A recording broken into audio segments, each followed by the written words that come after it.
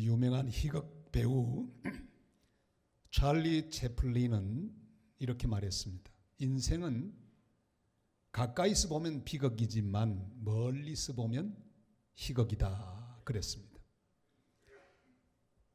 여러분은 어떻게 생각하십니까? 비극입니까? 희극입니까? 그것은 바라보는 사람에 따라서 그것은 달라진다고 볼 수 있습니다.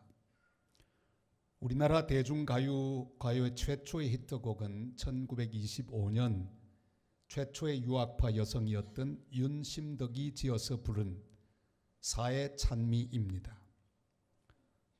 우리가 기억하는 가사는 이렇습니다. 광막한 광야를 달리는 인생아, 너는 무엇을 찾으려 왔느냐. 그 뒤에 가사가 더 절절합니다. 눈물로 된 이 세상이 나 죽으면 그만일까. 웃는 저 꽃과 우는 저 새들이 그 운명이 모두 다 같구나. 삶에 열중한 가련한 인생아, 너는 칼 위에 춤추는 자로다. 참 기가 막힌 가사를 썼습니다.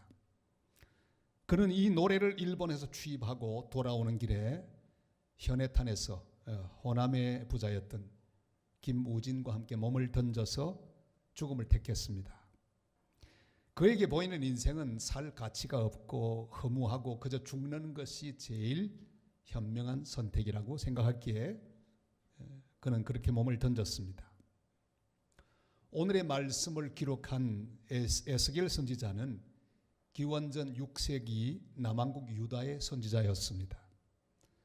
그가 경험하고 보았던 세상은 정말 고통스럽고 슬프고 힘든 것밖에는 없었습니다.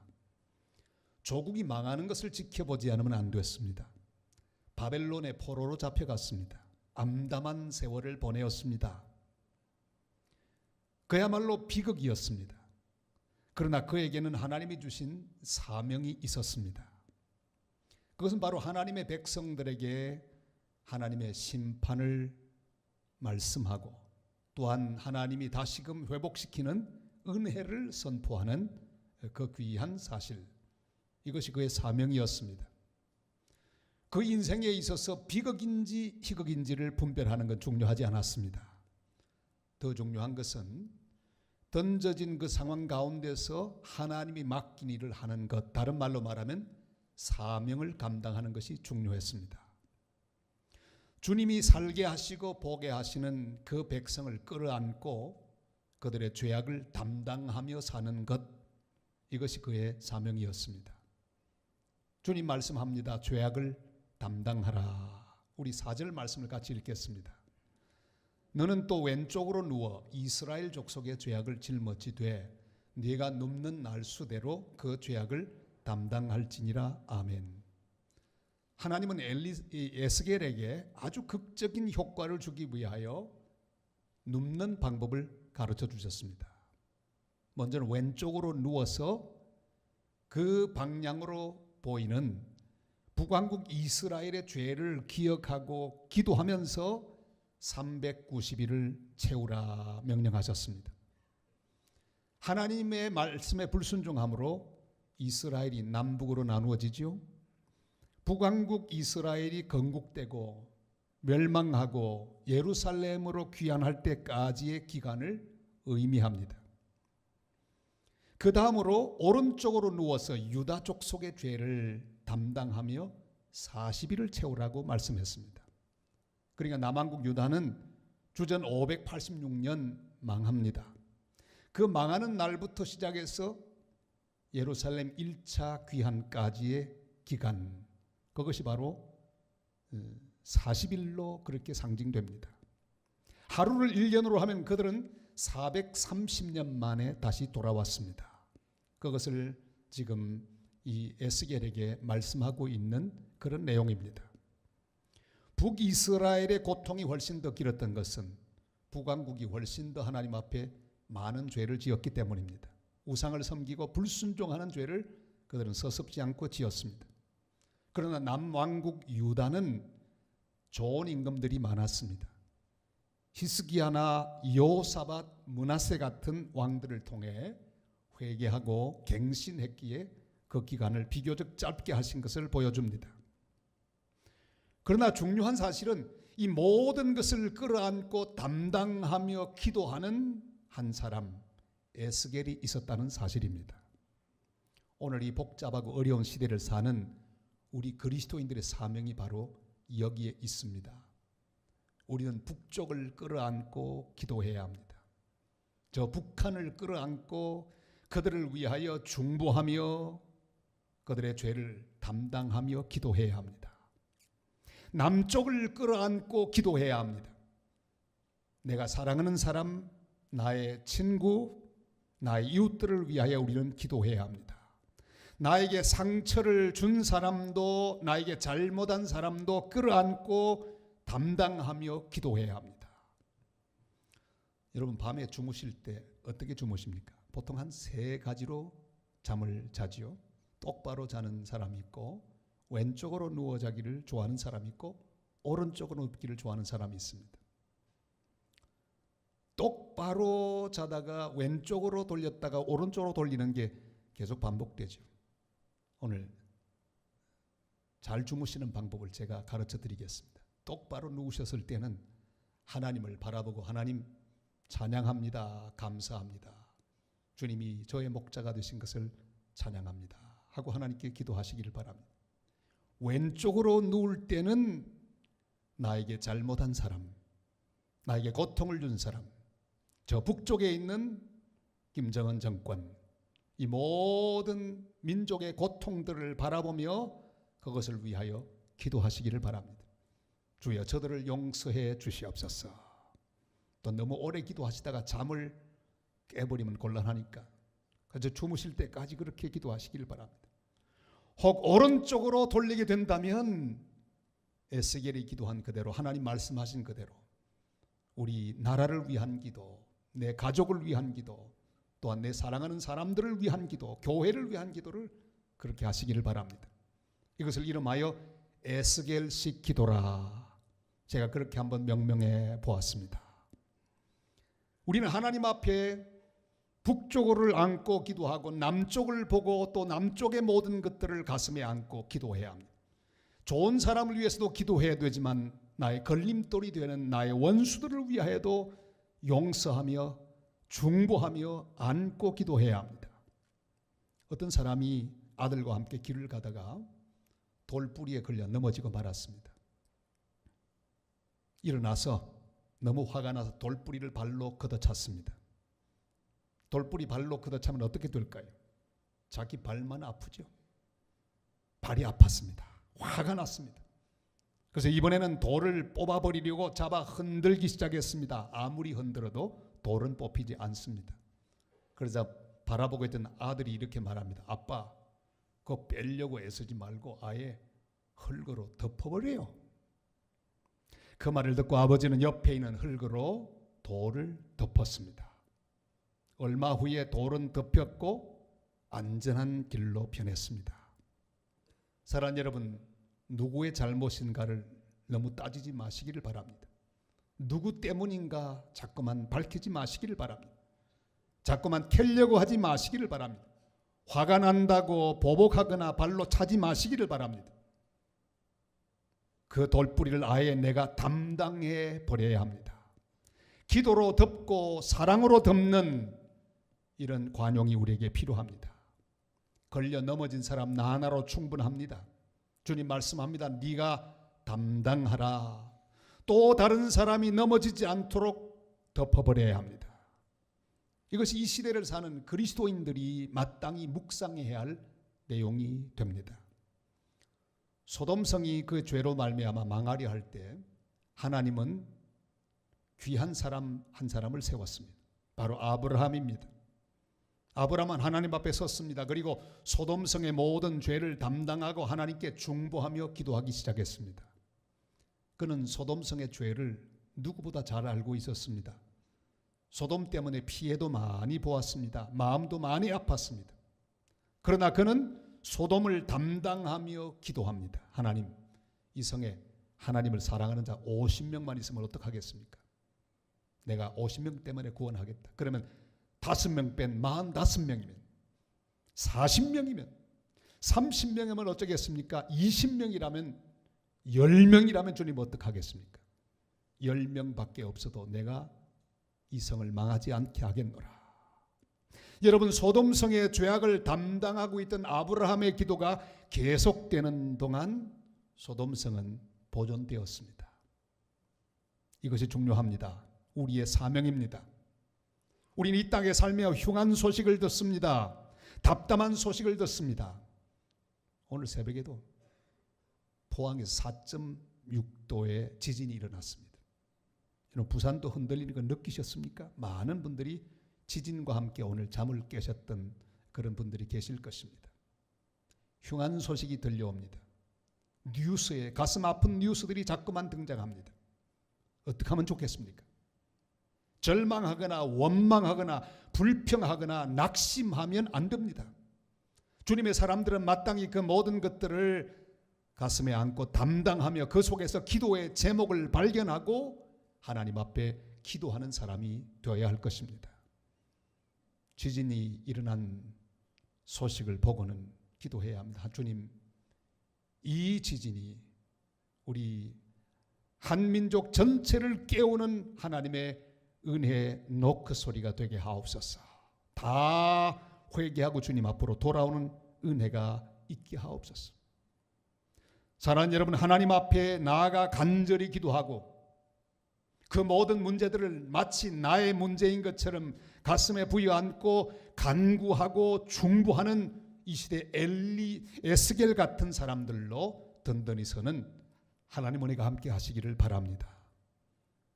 2차 대전 당시 헝가리 부다페스트 스웨덴 대사관에 참사관이 있었습니다. 그 이름은 라울 발렌벨이라고 하는 사람이었습니다.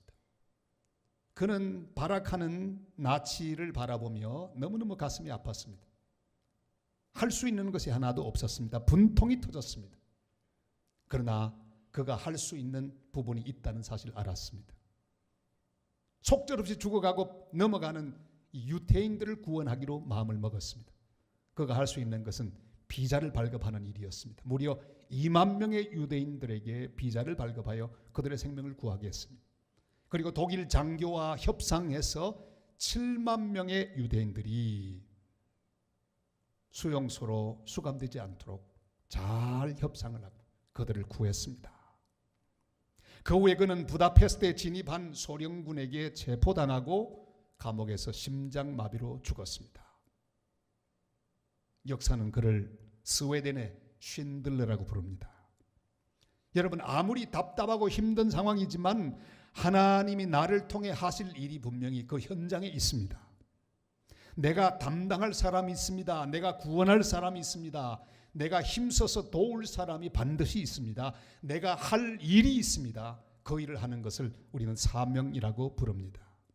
내가 돕고 내가 용서하고 내가 기도해 줄 사람을 찾고 주님의 뜻을 그를 통해 펼쳐나가는 복된 하나님의 사람들 다 되시기를 주님의 이름으로 축원합니다. 주님은 우리 인생에 내가 담당할 사람을 보여주십니다. 자, 그런데 그러면 그들을 위해 우리가 할 일은 무엇입니까? 주님 말씀합니다. 예언하라. 하나님의 말씀을 전하라. 그렇게 말씀하고 계십니다. 우리 7절 말씀을 다 같이 읽겠습니다. 너는 또 네 얼굴을 에워싸인 예루살렘 쪽으로 향하고 팔을 걷어 올리고 예언하라. 아멘. 우리가 어떤 사람을 내가 담당할 사람이라고 생각하고 그를 위해 기도하기 시작했다면 그 사람의 문제는 내 문제와도 같습니다. 이것이 중보 기도자의 놀라운 특권입니다. 그 사람의 잘못은 마치 나의 잘못처럼 내 속에 담겨옵니다. 그 사람의 죄는 나의 죄와도 같고 그 사람의 약점은 내 약점과도 같이 느껴져야만 합니다. 남이 아니라 바로 나 자신이기 때문입니다. 그래서 마치 집안 식구에게 급한 소식을 전하듯이 간절하게 전하게 되는 것입니다. 우리 식구들에게 좋은 일 있으면 급하게 전화하죠. 아주 싼 물건이 나왔으면요, 자기 식구에게 전화해서 거기 굉장히 싼 물건이 있는데 빨리 가서 사라고 좋은 소식 급하게 전합니다. 그리고 흉한 소식이 왔을 때도 제일 먼저 급하게 전하죠. 안전한지를 물어보고 빨리 대피하라고. 여러분, 가장 가까운 사람에게 가장 급하게 소식을 전합니다. 소돔성의 롯이 자기의 딸들과 사위들에게 성이 곧 멸망할 것을 전했습니다. 얼마나 다급하게 전했을까요? 야, 이 성이 곧 망하게 되니 빨리 탈출하라. 그런데 사위들은 그 말을 듣지 않았습니다. 그들은 성과 함께 망하고 말았습니다. 그러나 롯은 할 일을 했습니다. 예언했습니다. 하나님 말씀을 전했습니다. 우리의 사명이 무엇입니까? 말씀을 전하는 것입니다. 복음을 전하는 것입니다. 이번에 우리 부산 기독교 방송에 새로운 본부장이 오셨습니다. 저에게 취임 예배 설교를 부탁해서 말씀을 전했습니다.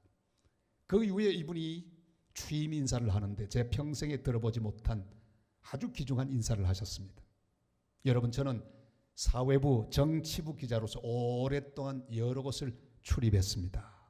청와대도 출입하고 국회도 출입하고 중요한 곳에 많이 출입했습니다. 그러나 제가 출입한 가장 중요한 곳은 바로 하나님의 마음입니다.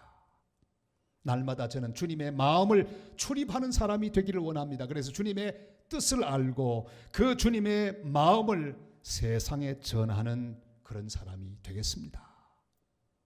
얼마나 멋집니까? 여러분, 주님의 마음을 출입하는 것이 그렇게 중요합니다. 우리는 주님의 마음을 알아야 합니다. 예배를 드리면서 주님의 마음을 출입해야 합니다. 그리고 주님이 원하시는 것이 무엇인지를 깨닫고 그 주님의 마음을 세상에 선포하는 하나님의 사람으로 든든히 설 수 있기를 바랍니다. 주님 마음이 무엇입니까? 세상 모든 사람이 주님의 복음으로 말미암아 구원받게 되는 것. 저 열방 땅 끝에 있는 사람이 우리 주님의 거룩한 복음으로 다시 살아나게 되는 것. 이게 주님의 마음이 아니겠습니까? 하나님의 심판과 구원을 전해야 합니다. 하나님을 거역하면 망하고 하나님께 돌아오면 산다는 복음을 전해야 합니다. 교회는 하나님의 말씀을, 하나님 복음을 땅끝까지 전해야 합니다. 이 일을 중단하면 교회의 모든 불은 꺼집니다. 신학자 에밀 브룬너의 말과 같습니다. 불타오르지 않은 그건 불이 아닙니다. 선교하지 않는 교회는 교회가 아니라고 그가 말합니다. 얼마 전에 선교사 파송 예배 드리고 파송하는데 동참한 한 집사님께서 인사말을 했는데 기억이 납니다. 제가 전에 한 9년 동안 원텐텐에 참여해서 열심히 섬겼습니다. 그러나 요즘 좀 짜쳐가지고 쉬었는데 이번에 다시 시작하게 되었습니다. 그 말이 얼마나 제게 은혜가 됐는지. 짜친다는 말은 우리 경상도 사람만 이해하는 그런 말이죠. 그렇습니다. 여러분, 짜쳐도 어려워도 힘들어도 주님이 명령하신 주님 마음속에 있는 생명의 복음을 증거하는 이 귀한 일은 중단할 수 없습니다. 죽어가는 영혼을 맡겨주셨기 때문입니다.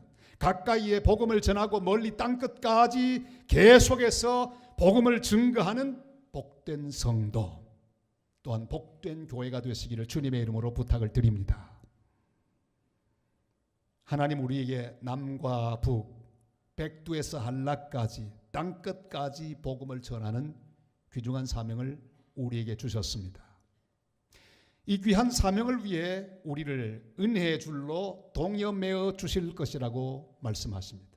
내가 줄로 너를 동이리니, 그렇게 말씀하시죠. 8절 말씀을 다 같이 읽겠습니다.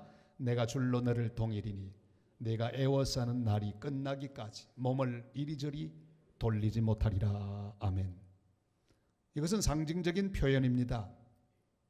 에스겔이 이스라엘의 멸망과 바벨론 포로의 경랑 속에서도 거기 휩쓸려 가지 않도록 사명의 줄, 은혜의 줄로 꽁꽁 묶어 주신다는 그런 말씀입니다.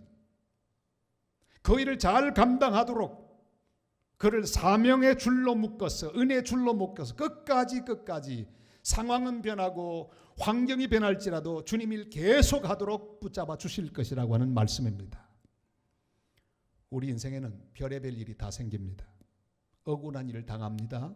절망적인 일을 당하고 기가 막힌 일은 그런 일들을 당합니다. 그러나 상황이 어찌되었든지 그 속에서 사명을 감당하고 중보하며 복음을 전하고 사는 삶, 그 삶을 위하여 주님은 우리를 묶어두고 계십니다. 송아지가 자라서 콧뚜레를 깨는 날이 옵니다.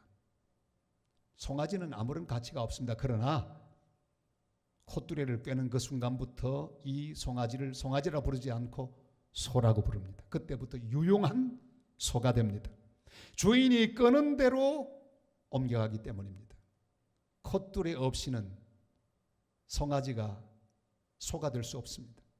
유용한 존재가 될 수 없습니다. 우리는 노예선에 잡혀서 노젓는 베너의 모습을 기억합니다. 바로 이 모습이죠. 여러분, 그는 쇠사슬에 매어 있습니다. 노만 젖도록 저기 노예선에 던져졌습니다. 모두 다 묶여 있습니다. 사명을 감당하도록 끝까지 묶어두었습니다. 도망가지 못하도록 묶어두었습니다. 그러다가 아리어스 사령관이 쇠사슬을 풀어줍니다. 그리고 그의 인생은 다른 사명을 위해 옮겨집니다. 사랑하는 성도 여러분, 주님의 주를 기억하시기를 바랍니다. 그는 나를 메어두셨습니다. 그는 나를 교회에 메어두셨습니다. 여러분, 하나님의 교회에 메어있는 은혜의 사람들이 되시기를 바랍니다. 이 줄을 끊으려 하면 안 됩니다. 우린 평생 하나님의 교회에 메어있는 복된 사람들입니다. 그는 우리를 가정에 메어두셨습니다. 여러분, 속한 그 가정에 귀한 사랑의 줄로 묶이는 하나님 사람들이 되시기를 바랍니다. 일터에 메어두셨습니다. 하나님은 은혜의 줄로 우리를 규정하는 곳에 다 메어두셨습니다. 주님이 풀어주실 때까지 주님이 주신 사명을 잘 감당하는 복된 성도들이 되시기를 바랍니다. 저는 목회를 하면서 가장 가슴 아픈 순간은 하나님 백성들이 줄을 끊는 것을 보는 그런 때입니다. 몇 분이 인생이 괴롭다고 줄을 끊어버린 경우를 체험했습니다. 얼마나 가슴이 아프든지 자기 마음대로 줄을 풀어버리고 끊어버립니다. 그리고 믿음 생활하다가 그만 마음에 맞지 않는다고 교회 줄을 풀어버리고 마음대로 옮기는 그런 경우도 보았습니다.